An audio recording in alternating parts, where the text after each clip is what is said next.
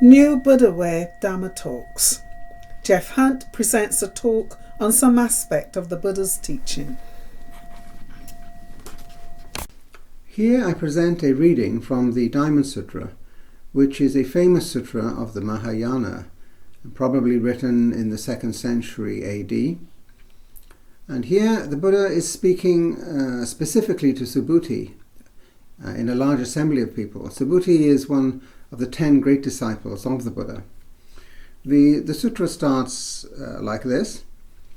Thus have I heard, at one time the Buddha was staying at Anathapindika's garden in Jeta Grove in the city of Shravasti. With him was a large gathering of monks and bodhisattvas.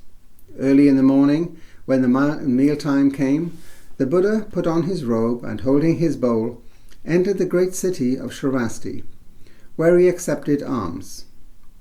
Having finished going from door to door, he came back to his own seat in the garden and took his meal. When this was done, he put away his robe and bowl, washed his feet, spread his seat, and sat down, mindfully fixing his attention in front of him.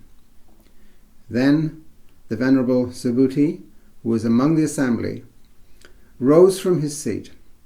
Respectfully folding his hands, he addressed the Buddha.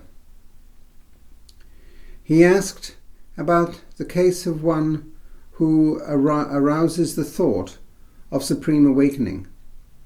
How should they abide in it, and how should they keep their thoughts under control? The Buddha spends some time explaining this to him in the sutra of several pages. And at the very end, he has an interesting conclusion in which there is a famous verse, which you may have heard before.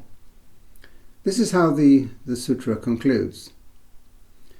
Again, Subhuti, if someone were to take but one verse from this Diamond Sutra and bear it in mind, teach it, recite and study it, and illuminate it in full detail for others, his or her merit would be immeasurable and incalculable. And in what spirit would he or she illuminate it for others? Without being caught up in the appearance of things in themselves, but understanding the nature of things as they are. Why? Because, listen to the verse, so should you view all of the fleeting worlds, a star at dawn, a bubble in the stream, a flash of lightning in a summer cloud, a flickering lamp, a shadow, and a dream.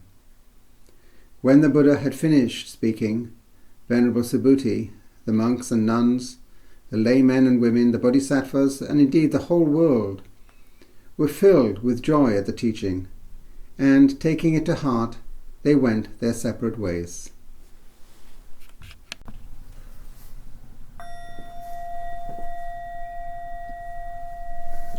New Buddha Way lets go of East and West and starts afresh in the life we have now. For more information, visit www.newbuddhaway.org.